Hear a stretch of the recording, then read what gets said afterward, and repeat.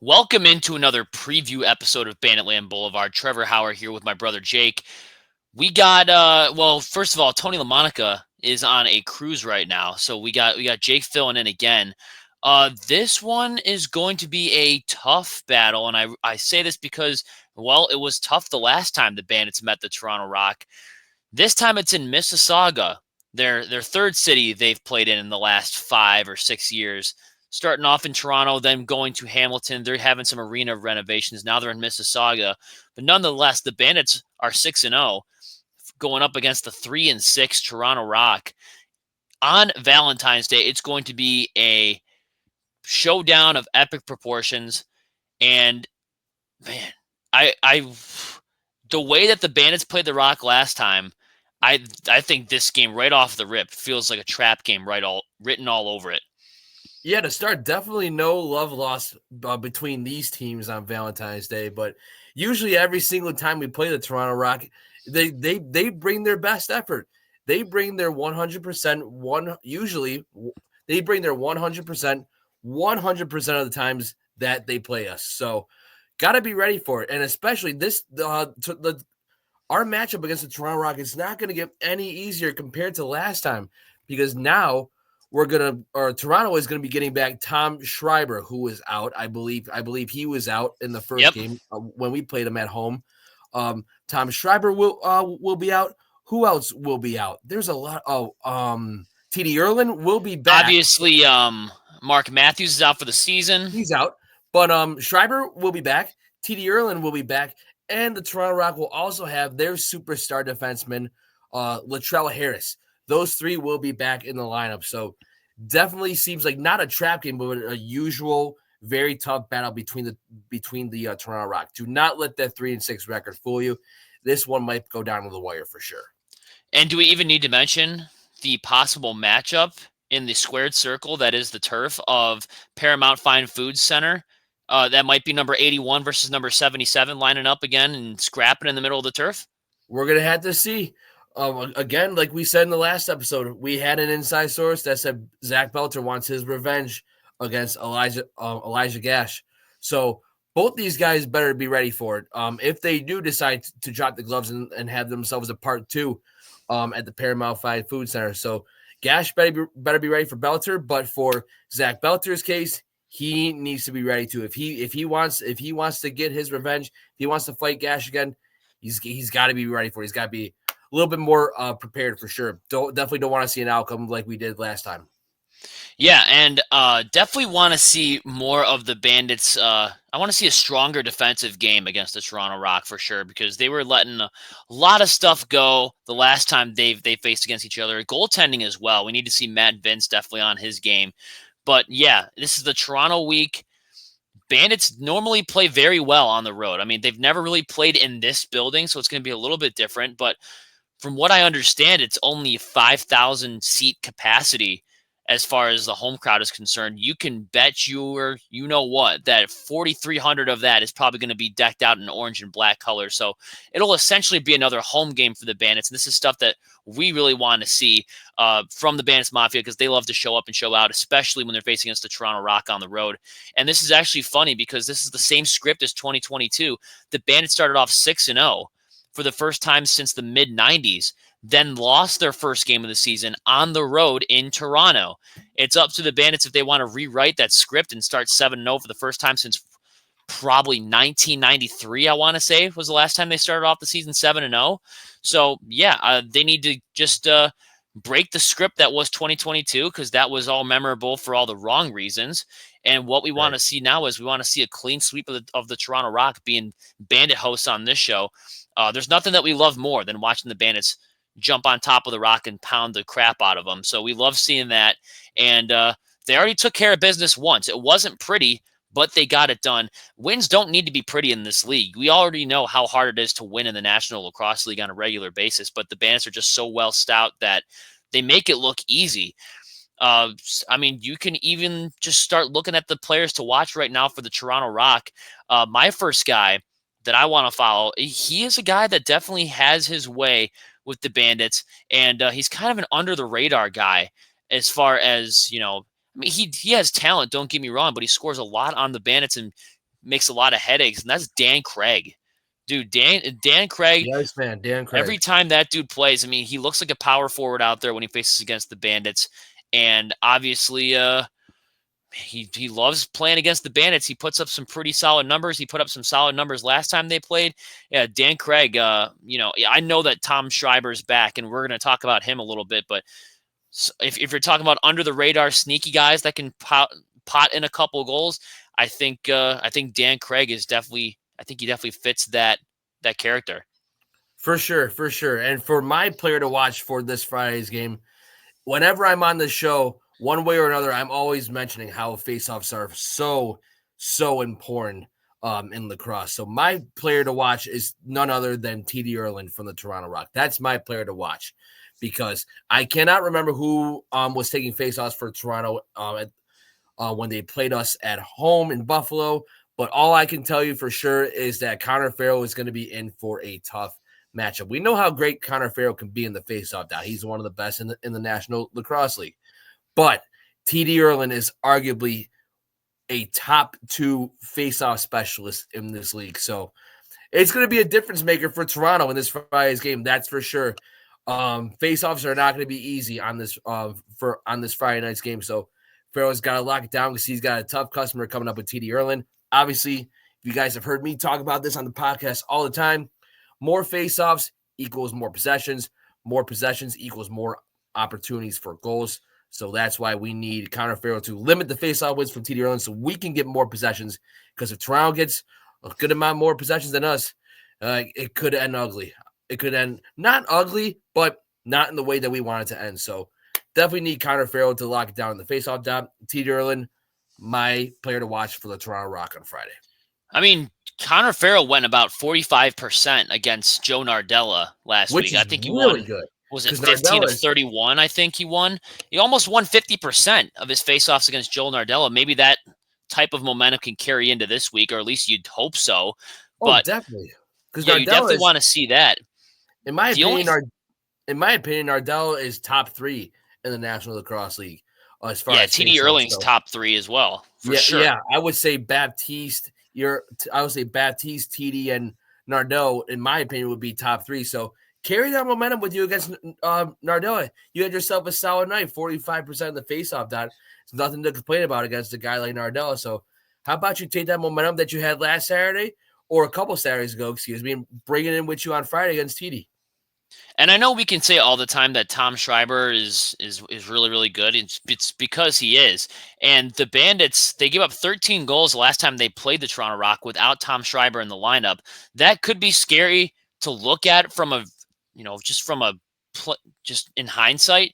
But yeah, the Bandits have proven over the years, whether it's a home game or a road game, even a couple years ago when the Bandits were really injured and Toronto really wasn't, they could handle their top stars. It's just about limiting them. Like, we've seen a fully healthy Toronto team fall short multiple times at the hands of the Buffalo Bandits. And it doesn't really matter how injured or how healthy the Bandits were. They held them very well. The last time they lost to the Rock was April 1st, 2023. They lost 18-7. That was the last time they lost to Toronto. They swept them in the playoffs, swept them in the regular season last year, a year after Toronto went on a historic run, 15-3. 2 out of those 3 losses came against the Buffalo Bandits last year at home and on the road. I can't stress enough how much that saved the Bandits season. That ass whooping that Toronto gave us on live television, after TSN. that game, we completely turned it around. I think it was on ESPN as well. We completely turned it around. That was the game that woke us up in the regular season. But then when we talked about when Colorado beat us in the championship, before that, that's what really woke the beast. So I remember that game vividly because that really turned our season around. Yeah, and Corey Small went on like a historic night and scored like a career high 7 goals in a game or something like that. That's what I remember. One of my other players to watch, you might be able to see another fight out there too, because this is the never-ending saga of Billy Hostrauser and Nick Weiss going at it toe-to-toe.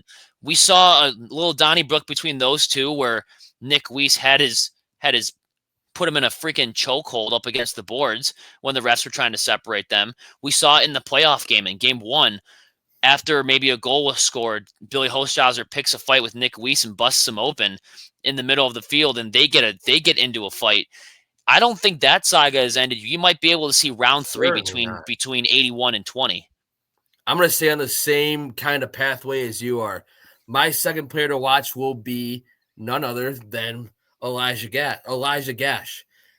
Belter might not be the only one that wants to go after Elijah Gash. Maybe Chase Fraser wants to go after Elijah Gash. Because if you remember, that was the hit that sparked that fight. Elijah Gash hit Chase Fraser from behind. Yeah, maybe Chase Fraser wants to go after Elijah Gash. Hell, maybe our captain's Nick.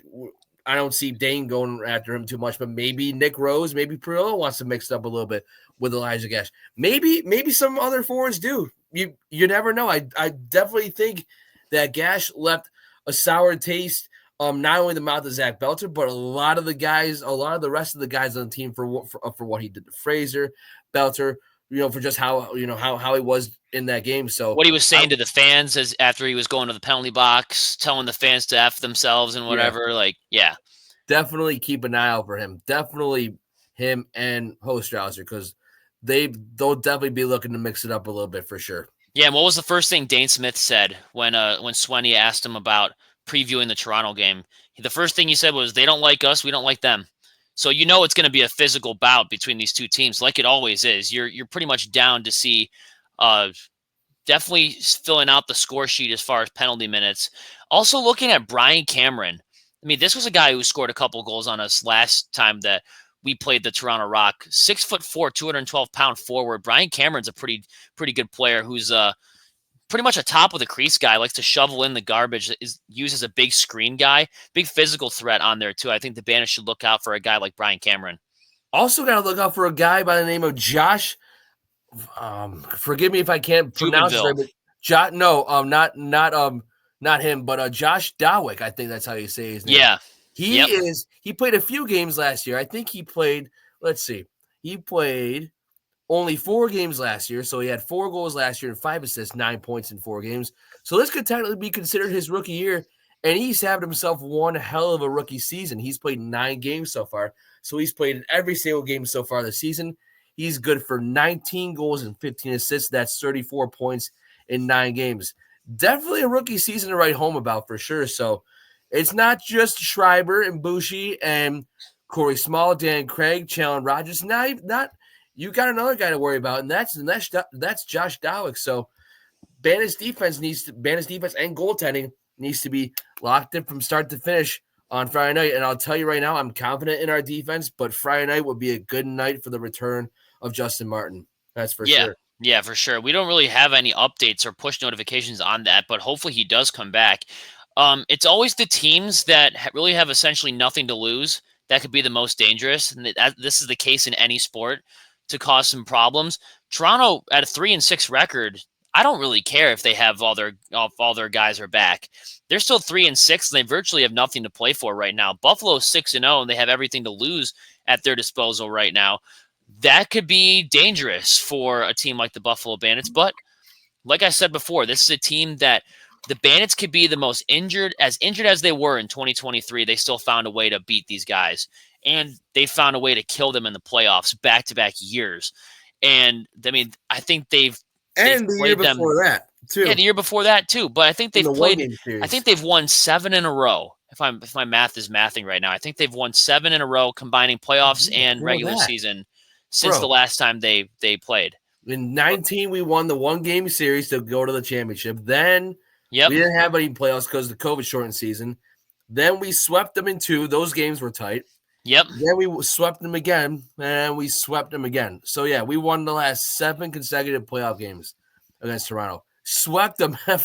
Going back to 2019, we've been sweeping them. How insane is that?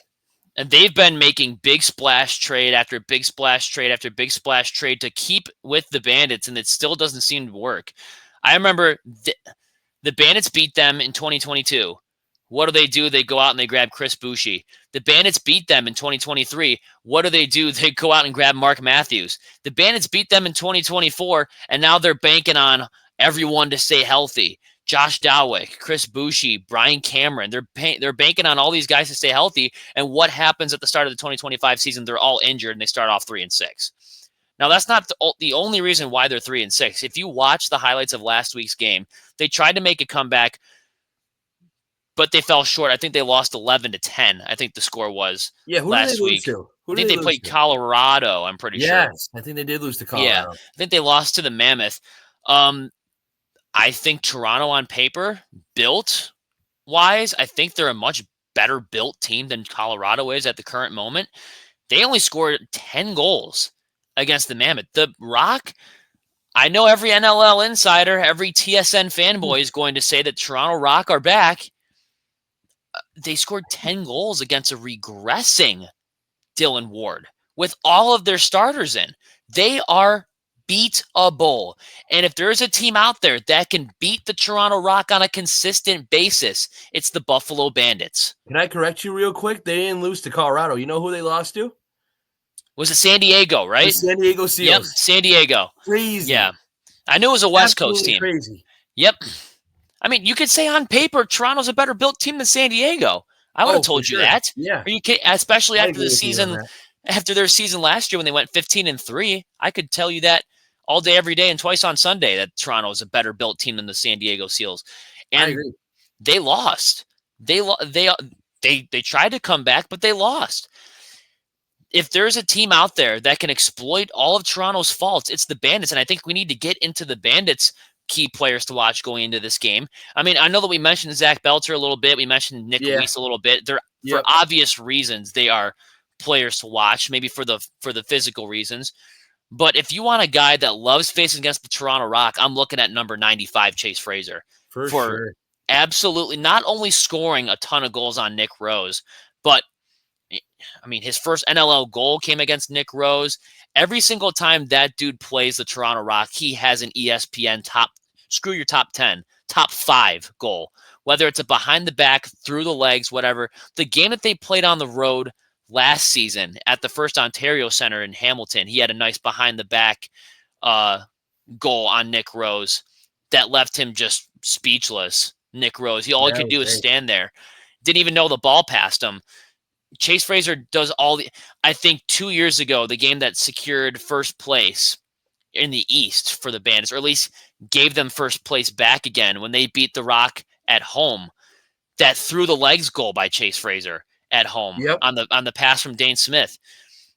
Bank on Chase Fraser scoring a lot against the Toronto Rock. You can also bank to see a guy like Nick Weiss up and down the field tonight. Or on Friday night, for all the right reasons too. Seems like every single time we play the Toronto Rock, Nick Weiss is getting himself involved in one way or another, whether it's scoring, whether it's defense, or whether it's dropping the gloves and sending a message to the Toronto Rock. So, yeah, it seems like whenever we're going up against the Toronto Rock, Nick Weiss is always finding himself into some business, mostly on the fighting side of things. The last 2 games. 2 out of the last 3 games that we played against Toronto, game 1 on the road in the playoffs, and then our first game against Toronto at home this year, he got himself into a couple of scraps against Hauser. We're playing them on the road again. We're playing them in Mississauga. Toronto's going to be buzzing. The crowd's going to be buzzing. The band's going to be ready to shut them up. And Nick Weiss, I can guarantee you, Nick Weiss is going to be ready to go send a message. I bet you they're going to be scrapping, yapping at each other before the ball even drops. So I would expect to see Nick Weiss get himself involved in, both scoring and fighting for sure. I think he's going to be, he'll definitely be starting something for sure. Maybe Hauser will start it like he usually does, and then Nick Weiss will finish it. Yeah, so, that's usually the case. Usually the case. Crazy game from Nick Weiss on Friday night. Expect to see him involved a lot. Yeah, how many 10-minute misconducts do you think we're going to see on Friday? If there was an over-under with 2, would you take the over? 2.5 10-minute misconducts called. I think we saw 5. Did we see 4 or 5 in the home game this year? We did, yeah. We did see a lot. I don't know the exact number, but we did see a lot. I'll hammer if you're gonna say over under 2, 2.5, I'll hammer the over because it's definitely not the end of the war.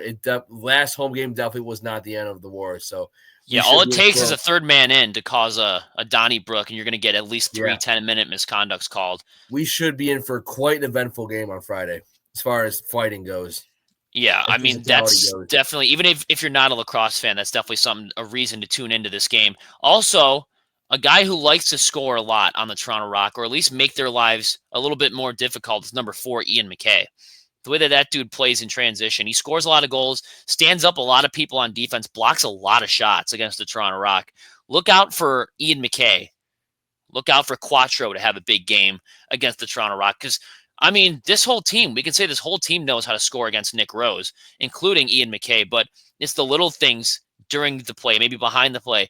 Him in transition when he's flying up the floor in his bright orange shoes, blocking shots on defense and then going right back to the bench for an outlet pass or something. Ian McKay, it seems like when they're playing Toronto, he does it all. 100%. Yeah, you can always count on Ian McKay to really do it all against. It doesn't matter if it doesn't even have to be just the Toronto Rock. It's against anybody. He can do it all against any team in the league that he's up against. And my last player to watch for this Friday's game against Toronto, this might be a little bit basic, but I'll say our leading goal scorer, Josh Byrne, is definitely somebody to watch on Friday night for sure. Like we were talking about Ian McKay, it doesn't matter who Josh Byrne is playing against. He lights it up almost every single weekend against any team that's put in front of him. And just like Chase Fraser, Josh Byrne usually likes to find the back of the net against Nick Rose. He usually balls out every single time we play against Toronto. So, like I said, basic. I mentioned face-offs way too much, or not way too much, but enough early on the podcast. So I decided to go with Josh Byrne as my second player to watch. So doesn't matter who you put in front of him. Our leading goal scorer is going to get it done. So look out for Byrne to have a big night as well. Yeah, and who was it? Was it Chase Fraser and Josh Byrne that started the revolution in the fourth quarter, down 8-4 in Game 2 last year? Yeah, it was. And don't forget, Teoka had a nice goal in between, too. Yep. I think it was bookended nicely with Fraser and Josh Byrne, with them doing a lot of the work there. Yep. Yeah, I mean, Teoka Nanticoke, you can look at him as a player to watch in any single game, too, because, I mean, we mentioned ESPN top 10 goals. Teoka Nanticoke, at least early in the season, especially in the early home games, the Rochester game, he had a ridiculous goal. In the Philadelphia game, he had a ridiculous goal too. So, I mean, count on him to make an impact against Toronto as well. And that insane goal that he had against Toronto at home. Yeah. I think it was the third goal. I don't know how I remember, probably because I watched the highlights so many times. It was the third goal of the game. He was behind, correct me if I'm wrong, but he was behind the net. He was getting manhandled by 2 of Toronto's defensemen. Yeah, he was getting grabbed. And he puts it literally right where it needed to be. I remember watching it. I didn't think it was a goal because it looked like it just went right out the crossbar. But it hit the post. Went right below. It was either right below the crossbar or just inside the post, past the goal line. So seems like every single goal that he has, like you said, is a highlight reel goal. So let's watch out for Tehoka as well. Yeah, we also have to have a bounce back. We have to have a bounce back game for Matt Vince. That was probably his only, I will say, bad game of the year, the last time they played Toronto. I mean, some of those goals that Matt Vince was letting in against the Rock, those are normally big saves that he makes, or just routine saves that he makes. We were seeing a lot of times where he was getting bit in the 5-hole area. I mean, he was going over the shoulder, of course. That's his only weakness as far as I know. But a lot of goals that went underneath his arm, like, these are saves that he usually makes. Definitely need 48 to have a bounce back night against the Toronto Rock. I bet you he was kicking himself after that game. I know we won this game, but it should have been a lot more of a blowout as far as the Bandits are concerned, because some of those quality shots that Toronto were scoring in that last game, I don't think those should have been goals. Really, I think if you had Matt Vince at his best, I think you probably win that game 15-8 instead of 15-13. And we're looking at more of a blowout in a sense there. But yeah, I mean, with that, I think the Bandits defense, I thought they played fairly well last time they played Toronto. They gave them some lanes, but a lot of those goals were from far range where you just need your goalie to make a save. I think the defense since that Paul Dawson trade last year has been top 1 in the NLL, with Steve Priolo and Justin Martin, hopefully if he comes back, and Zach Belter, Paul Dawson, and Cam Wires, and even when Ian McKay even when Ian McKay Yeah. drops back on D, he's really good. So yeah, just need a bounce back game from your Tendy because your defense gives it all on the line, lays it all out on the line every single game. So Vino, just know that your defense is out there balling. Like they got your back, dude. Like just go out there and make some big saves, like we know that you can do, even at age 42. Yeah, they're going to need a bounce back from Matt Vince, especially with Toronto getting Thomas Schreiber back. So, like we mentioned earlier in the show, it's not going to be any easier this time around against Toronto. They're going to be getting a few of their good players back, including one of the best players in the league, and that's Thomas Schreiber. So, definitely not an easy task at hand, but should be doable with the way our defense has been playing and with how Matt Vince has been basically the entire year. So they got to lock it in because, like we mentioned, it's not going to get any easier with a few of their stars coming back.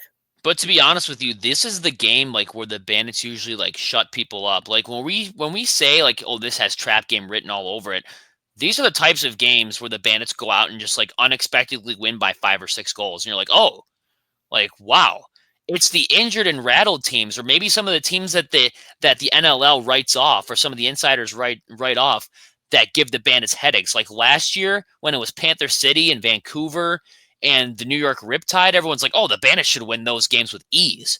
Those were the games that gave the Bandits the biggest headaches. It's the big head-to-head shootouts between the two juggernauts where the Bandits just all of a sudden pull off a 6-goal win. And you're like, where the hell did that come from? I mean, we already saw that earlier this year when the Bandits put up almost a 20 spot on Philadelphia, who was second in the league. And we also saw it last year in Game 1 of the semifinals against Toronto. I didn't expect them to win by that much. No, I did not expect them to be up 5-0 at halftime. 14. What was it? 14-5 final score. Like that, yeah, something like that. 14-6. I don't even know. Rewind a year before that, Game 3 against Colorado, 2023, completely different team, but Colorado was a juggernaut that year. They were Game 2 against Toronto that same year in the playoffs, 17-8 in Game 2. But dude, even Game 3 to win the championship against Colorado, I was not expecting 13-4. No one was expecting that. That was insane. Yeah, no, and then, whenever they really need to step up and show the world, who they really are, they show up and they show out in the best way possible. So they win when the lights are the brightest, and that's probably one of the best qualities you could have in a sports franchise. And that's why they are who they are. That's why they're back-to-back champions. Now, if we were talking about 2022, we'd be saying the different story. They can win every game except the most important one at the end of the season. Obviously, that narrative has changed. But, I mean, Toronto now, since they have 3 wins under their belt, they remind me a lot of when we matched up against Philadelphia earlier in the season. Now, obviously, the Bandits are on the road right now, but 86 goals for, they've given up 99 against. Nick Rose has started, every game? I don't think he's missed a game yet. If there was a team that keeps Nick Rose up at night, every night, it's the Bandits. The Bandits know how to score on Nick Rose, and how do they do that? They shoot everything low. Everything around Nick Rose's ankles and around his feet, he has no control of. It's like Matt Vince with the over-the-shoulder shot. He just doesn't make those saves. Nick Rose doesn't make the saves when you shoot down low, and the Bandits do a good job at doing that. This team has given up 99 goals, and they average 11 goals against. They only average 9 goals for. So when I see, and how long have these started? I mean, the starters have started to come back for the Rock over the past, 2 or 3 games? 2 or 3 weeks. Where we're getting the NLL insiders telling me that the Rock are back and the league should watch out when they need to leapfrog over all these teams that have the tiebreaker over them and the unified standings. I'm looking at this. You are what your record says you are, Bill Parcells once said. They have 86 goals for, 99 goals against. They average less than 10 goals a game. That is who the Toronto Rock are. The Bandits, this is insane. They average 16 goals per game. Average 16 per game. And goals against, they average 9. So essentially, if you're looking at the basic average analytics, the Bandits are winning every single game 16-9. Yeah, we do need to also mention that Toronto was dealing with a crazy injury bug to start the year. So it's not really surprising that they're averaging right around 9 goals a game per now, or right around. We were a couple years ago too.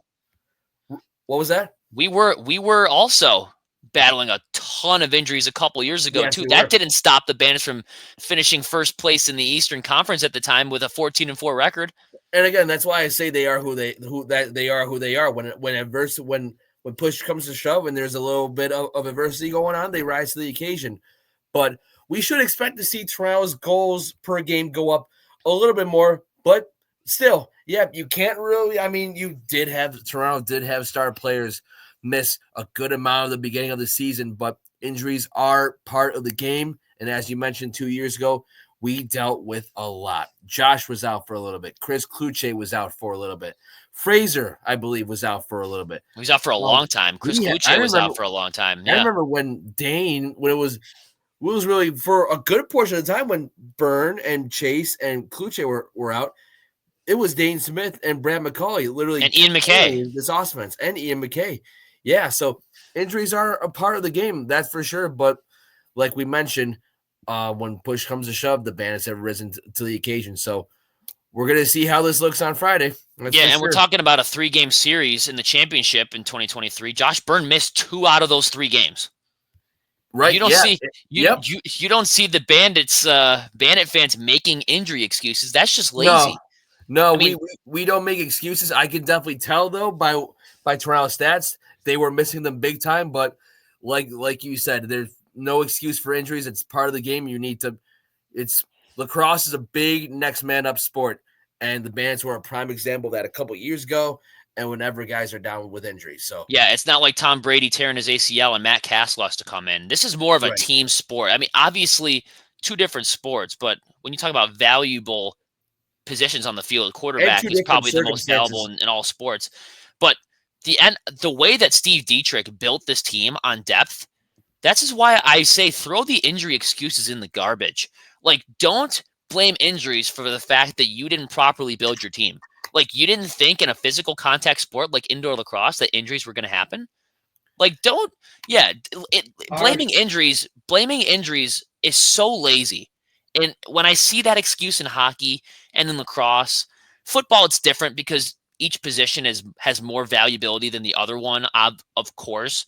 I mean, you'd rather see your offensive lineman get injured than your star quarterback. So I'm going to throw the NFL out the window, but like basketball, hockey, baseball, even indoor lacrosse, you have to be properly built in the trenches, and your depth has to be there to be a successful team because injuries are going to happen in every single sport. The forward depth, now that I'm just thinking about it, the forward depth that we have on this team is insane. Like, hypothetically speaking, a Josh Byrne injury is a lot more, critical to the team than a Kyle Buchanan is. No disrespect to Kyle Buchanan. But let's say if Josh Byrne was out for a week or 2. Doesn't even matter. With the amount of depth that we have on this team, I'd be like, okay, sit and rest for a couple weeks, recover. We have the guys. We have plenty of guys on this team that can step up and can win the game. I'll give you a prime example of a real-life situation that happened this very season. Chris Kluche goes down, misses 2 games. Who steps up? Clay Scanlon. Boom. Stick him in the slot. He scores 2 goals against Rochester, and then I think he potted in a couple against Philadelphia. Yeah. Boom. He's putting up Chris Kluche numbers because you got the team around him that's going to feed him the ball. The ball's going to find you when you're out there. And then it's up for the player to finish. And I think the Bandits, they're so well built. Steve Dietrich throwing pennies in the well, and dollar bills are coming up. And we're really seeing the depth shine on this team. And I think to start off our keys to victory against Toronto, my number 1 key is do the same thing you do every time you face against the Toronto Rock. Going with that same mentality, you have proven not only this season, but over the years, this team is your little brother. How the narrative has changed from the from the late 2000s to the early 2010s decade when Toronto would dominate you, that run is over. I mean, when they had Blaine Manning and players like Craig Kahn and Aaron Wilson, those players are gone out of the organization. The Bandits used to struggle against those guys. Leave it up for Toronto to figure out your Josh Byrnes, Chris Kluches, Chase Frasers, Dane Smiths, Matt Vince. because they really haven't figured them out as of right now. And if they really haven't figured them out as of right now, when will they ever? So just whether it's preparation or whatever you're doing in practice before you play Toronto, just keep doing the same thing over and over until they start to figure it out. Because, I mean, this is like, if the Toronto Rock beat the Bandits, it feels like the miracle on ice. So you play them 10 times, they might win 9. The Bandits, I think, have won 9 out of the last 10 matchups they've faced against the Toronto Rock. So whatever you do to prepare and practice, prepare the same way. You're going to come out with the same result. It's the definition of insanity. Yeah, and then number 2, face-offs and preparation, or not preparation, possessions. Those are going to be key in this game because, as we mentioned earlier, it's going to be Connor Farrell against TD Erlin. It's going to be a blockbuster matchup on the face-off dot, and it's not going to be easy. So we need as many possessions as we can to really do a good job of increasing once we get on the score sheet, to increasing our lead if we should happen to get a lead and sustain it. We need those key faceoffs and those key possessions to be in our favor so we can have a better outcome. So we can try our best to have a better outcome in this game. More faceoffs equals more possessions, and then usually more possessions equals more goals. So got to prioritize faceoffs against Erlin, and we got to prioritize possessions. So possessions, because this Toronto Rock team is going to be hungry. They're going to have stars coming back that we haven't played yet this year. They're going to be dying. They're going to be dying to be the one in 6-1 for the Bandits, if that should occur on Friday. So got to be ready for it. We got to have as many faceoffs as possible, as many possessions as possible to increase our chance to get a big win on Friday.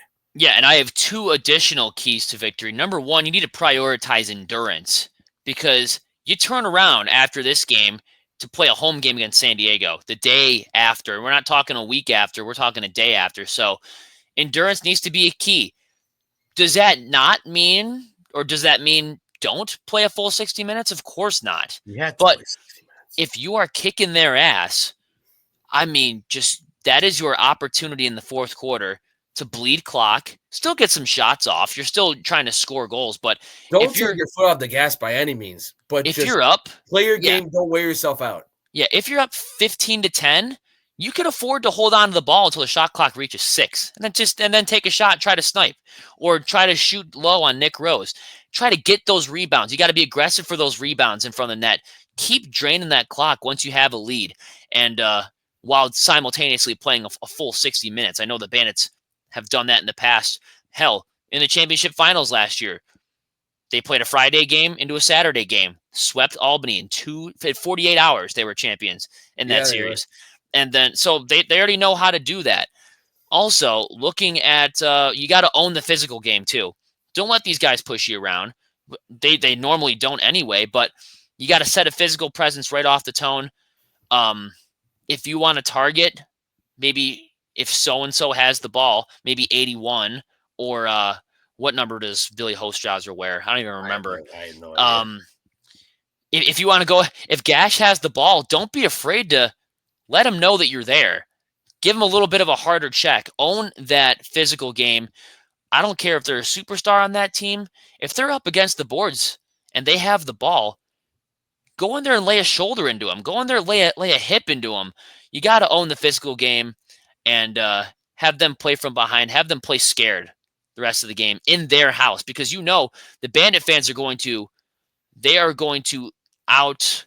I don't even know what I'm trying to say here. The Bandit fans are going to overpopulate in that arena. It's essentially going to be another home game. You got the fans behind you, and you're going to get if you lay them out on a physical level, they're going to be playing scared. You got a couple thousand screaming fans in orange and black right behind you. It's going to feel like another home game, and Toronto's going to be playing from behind. If you own the physical battle, you're going to win this game. That's one of the reasons why you held on to a 15-13 come from behind fourth quarter win last time you guys met. Go in there and beat them again, and don't be afraid to lay a hip into them. Don't be afraid to lay a shoulder into them. Let them know that you're there is what I'm trying to say. before I get into my last key to victory, do you think it's going to be dominant by Bandits fans, or do you think it's going to be a little bit of both? Because there was definitely a little bit of both when we were up in Hamilton last January. Well, it is a very it's a lot smaller of a venue. It's like 6,000 or 7,000 capacity. I want to say.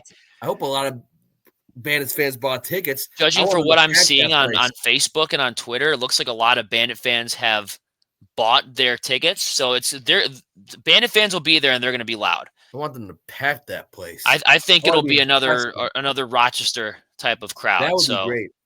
Yeah. Now this last key may be easier said than done, but you also have to stay strong, not only physically, but you also also have to stay strong mentally as well, because the Toronto Rock are going to try to get in our heads big time. They're going to try to get in your heads big time, and they're going to be looking to get some calls out of us for sure. Yeah, some retaliator penalties. Yep, they're going to be looking for a lot of retaliator penalties. They're going to be yapping all night. They're going to be going at us all night.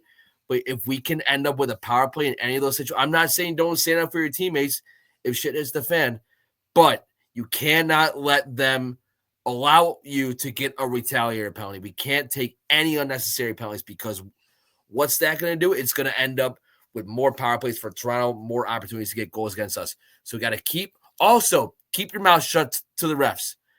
I don't want to see any, unless it's blatant, I don't want to see any yapping towards the refs, because that's exactly what Toronto wants.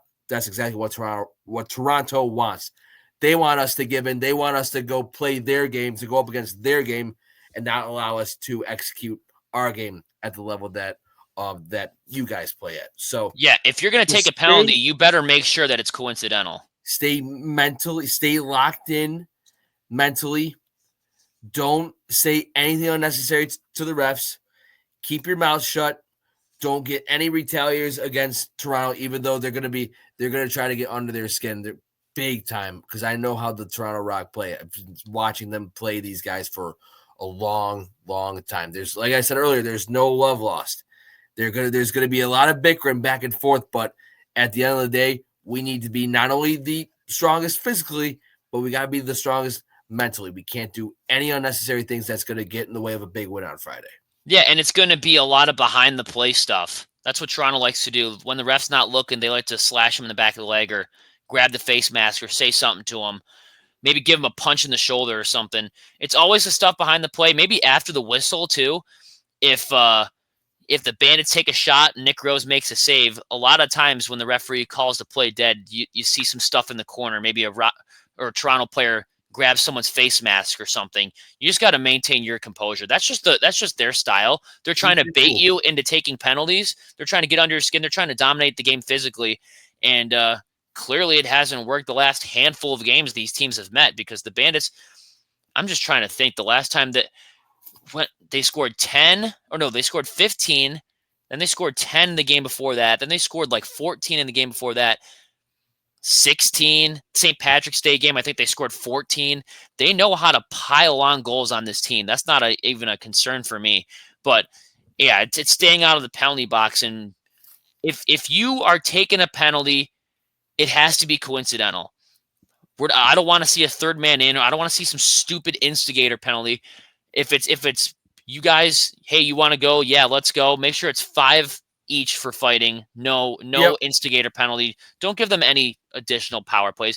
We know how dumb these referees are and their stupid rules with the third man in and what they think an instigator penalty is. Yep. Don't let them. That's another key too.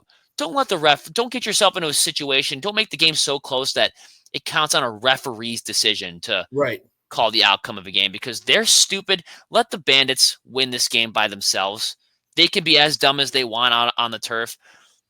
Don't let them be any outside interference. Right. Well said. You guys need to let yourselves dictate the game. Play your own game, so that way the refs do not need to have the final say and what the outcomes are of this game. Play the way that you know how to play. Strong offensive style, strong in the transition, tight coverage on defense, and lockdown goaltending. That's Bandits lacrosse. You play 60 minutes of Bandits lacrosse, and you're going to win, because we can beat anybody in this league, and it's been proven for the last 2 seasons. So play strong 60 minutes of Bandits across, and we should come out on top on Friday night. Now, obviously, if we see, some of those players in Toronto taking runs at Bandit players like how Gash did when he hit Chase Fraser from behind or whatever it was, the referees can only police the game so much. So keep that in mind, that sometimes the boys got to police the games out there themselves. Obviously, the Bandits will try to get some revenge on them by putting in goals on the scoreboard. But if this game, if the referees don't have control of this game, this isn't even a key for the Bandits, but I don't know if you're going to be seeing that swallow the whistle type of mentality. You're going to have to make some calls, or else the boys are going to be policing the games themselves. And I don't think you want to see that, because you might see some injuries, or you might see some, big penalties, big fights, delaying the game and stuff. Yeah, I think the referees got to make some calls this week, but they got to be the right calls. So we're not in charge of maybe the Toronto Rock or the Buffalo Bandits policing this game out on the turf for themselves, because that could turn into a mess. You can get a lot of your players injured, because we know the implications of every single time the Bandits play the Rock. It's must-see TV. It's absolutely. It's Yankees, Red Sox. It's Bears, Packers. It's Sabres, Senators from 20 years ago. Sabres, Senators from 2007. It's Stone Cold versus the Rock. When you see these types of rivalries, it's going to go down to the wire most of the time, and it's going to be very, very physical, and it's must-see TV. If you like confrontation, you like conflict, this is the game for you to watch. For sure. Yeah, absolutely. Yep. Expect a very eventful game on Friday.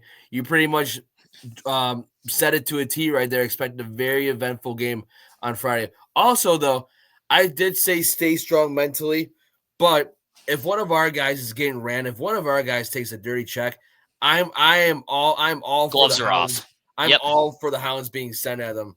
I am all for sticking up to your teammates. If you're gonna go after one of our guys, you got to go after yours. Seriously. I'm totally okay with that. If I see someone taking a shot at maybe a Chase Fraser or a Josh Byrne or a Dane Smith or a Chris Kluche, Teo Anacoke, I want it to be the fucking Roman Coliseum. Yeah. I want to see blood.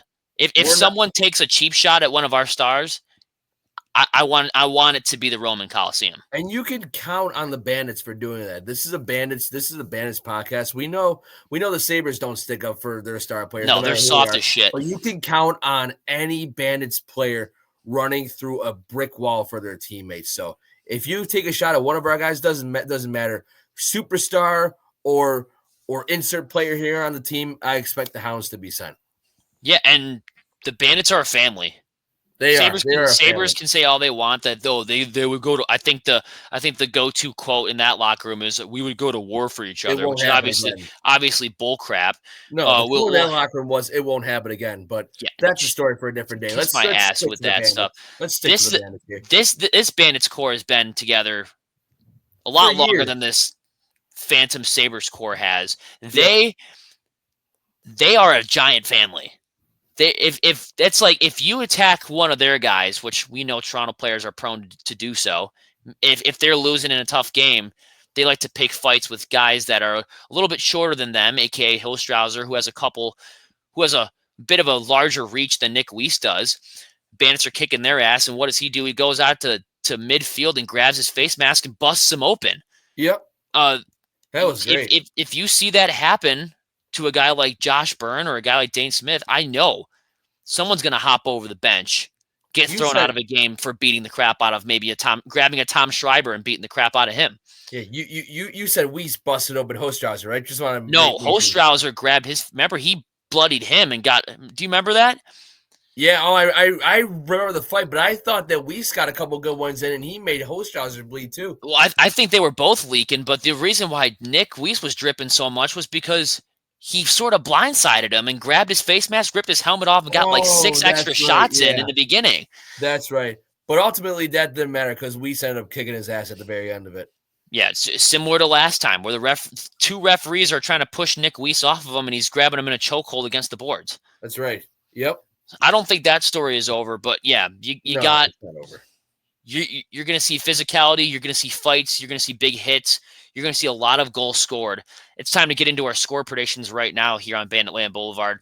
I'm going to say the Bandits win this one, and I don't think it's going to be as close as last game. It's the games like this where everyone said, "Oh, maybe you should look out for Toronto." I heard the same thing about Philly. I heard the same thing about Ottawa, and for good reason because that Ottawa/New York team plays their best lacrosse usually against the Bandits. And it's usually either a close game or maybe New York or Ottawa pulls off an upset. It's the games where everyone's like, oh, the Bandits better watch out. This is a tough team that's coming up, where the Bandits usually get the big win against them. I have the Bandits winning this game 14-10 over the Toronto Rock. I was going to say 16-10. Kind of like the game that we were at last year. I say, yeah, that's what I'm feeling. I'll say, give me a nice 16-10 win against Toronto. I'm glad we're on the same page. I think Vino's going to hold them to just 10. If he holds them to less, if he holds them to 8 or 9, won't be sad about that either. But yeah, I was debating whether to go with 14-9 or 14-10. I didn't know if they're going to win by 4 or 5. My gut's telling me 16-10. I think we're going to have a big night from the offense on Friday for sure. Yeah, these are the games that I think the Bandits look forward to the most when they're facing against Rochester, Toronto, Colorado, Albany. These are the games that they really want to circle on the calendar, and they want to make sure that they take care of business against those teams. I mean, against like Saskatchewan, yeah, you can get you can get excited for a game like that, but there's really no like history there. There's really no implication there. Guys, the Bandits hate Toronto. Yep. You could say whatever. The Bandits, I mean, back in the day, they used to hate Calgary. Back in the day, they used to really hate Rochester when they were around. They didn't really have They didn't really have a lot of bad blood against the present day Halifax Thunderbirds. It's the games where the Bandits are facing against the Rock, Mammoth, Firewolves, Nighthawks. Those are the games that you could tell they just have a different mindset when they're out there. Yeah, for sure. Yeah, no love lost between teams like the Toronto Rock, Albany Firewolves, even the Rochester Nighthawks now, even though I think we've been having their way with them for most of recent history. So, yeah, it's similar to that of the Toronto. Yeah, I think they beat us like once. Yeah. Definitely like a lot. Yeah, the only difference is, though, it's usually like it's never really a bloodbath when we play Rochester, but it's always a bloodbath when we play Toronto. So, yeah, it's a bloodbath on the scoreboard when we play Rochester usually. Yes, on the scoreboard for sure. It's those 3 games I think they really, like you said, circle on the schedule because regardless of what the record is, they have no love lost between any of those teams like Toronto, Albany, Rochester, Colorado, but certainly no love lost against Toronto. These 2 teams do not like each other. So, yeah, we're going to have a very eventful game on Friday, but yeah, give me a nice 16-10 win going into a big home game on Saturday against the San Diego Seals. Yeah, and you got to think the implications if the Bandits win this game. I mean, we mentioned before the Bandits have a lot to lose in this game. Toronto really has nothing to lose. That was actually a half lie. Toronto, if they lose and they drop to 3-7, they are tied for dead last, or they'd have a game in hand over Albany, depending on what they do this week. But yeah, they would have to leapfrog all those other teams. So 3-7, you play 18 games a year. They'd have to go 7-1, likely, at the very worst, to at least make the playoffs. Screw a quarterfinal matchup. If they lose this week and go 3-7, they would have to go either undefeated the rest of the way to make the playoffs, or at the very worst 7-1. So there's a lot of implications there. The Bandits can essentially close the casket on a Toronto Rock season, and we might not be seeing them in the playoffs if they win this game. How insane would that be? We don't see the Toronto Rock in the playoffs. Instead of closing the casket on their season in the playoffs, we'll just close their casket in the regular season. So save them the heartbreak. Gotta be ready for it because Toronto's gonna be ready to play for sure. They don't want their season to end on Friday night, but certainly the Bandits want to keep their undefeated streak going. So Toronto's going to be ready to play. The Buffalo's got to be on it for sure. Yep. I think it's going to be a big game. And I don't even remember the last time the Bandits started off the season 7-0. I'm probably thinking 1993 was the last time those guys started off with a record like that. I'll take your word for it, for sure. I'll take your word for that. But yep, Bandits and Rock, game 1 of a back-to-back game weekend. They got San Diego the day after. So we'll get that out for you sometime during the week. But and then we'll do the back-to-back recaps next week. But Bandits and Rock, Valentine's Day, what could be the Valentine's Day massacre up in Mississauga. Valentine's Day massacre, WWF style. I think depending on the outcome of this game, I think we have the title of the recap video after this. So hopefully if all things go well, We'll call it that. But Yep. yeah, I mean the Bandits look to go 7-0, and if they do this and they get the season sweep against Toronto, likely you can say night to their season and their hopes, because the amount of tiebreaker scenarios they have to win, and they've already lost already, getting swept by Buffalo, losing to San Diego. Can't relate to that, at least as of right now, because I think the Bandits are undefeated against San Diego. The Rock have a lot of problems right now. They're just not the same team as they were last year, and Buffalo needs to exploit that. Yep, for sure. Absolutely. So big game coming up Friday on the road. It's going to be in Mississauga because they can't. They're playing musical chairs in the buildings that they're playing in. Paramount Fine Food Center. Bandits Rock. If you own a TV, tune in, because Give it a it's watch. always the Bandit and Rock games that are the most entertaining to watch. So it's going to be like a playoff game, that's for sure. So make sure to watch if you're able to. It's going to be a good one. yeah, the vibes are going to be there. So we'll be back. We'll be back with a preview coming up. Unfortunately, our next episode is not going to be a recap of this game. We're going to have a preview for you coming up probably tomorrow, honestly, depending on whatever Tony's doing or whatever you're doing. But we'll have a preview game of a San Diego Seals matchup. That'll be a good one. Marvel Night in Banditland. It's going to be a highlight-filled weekend. Can't wait for it. And how about those jerseys too? Those jerseys are sharp, man. No, don't say that to people of Bandits Mafia, dude. I've been saying that they look like a bag of Cheetos. I like them. I think they're better than the Guardians of the Galaxy that we had last year. I think they're better than whatever the hell they wore in Halifax last year with the Bandit logo like on the shoulder. What the hell was that? I don't even know what that jersey logo was like. I can't remember what that logo was like. Wasn't it like Thor, but like the logo was off to the side? I tried to blot that game out of my memory, so I literally have no idea. Yeah, that was garbage. But yeah, big game coming up. Bandits Rock. I think we're gonna win. I think it's going to be a great game.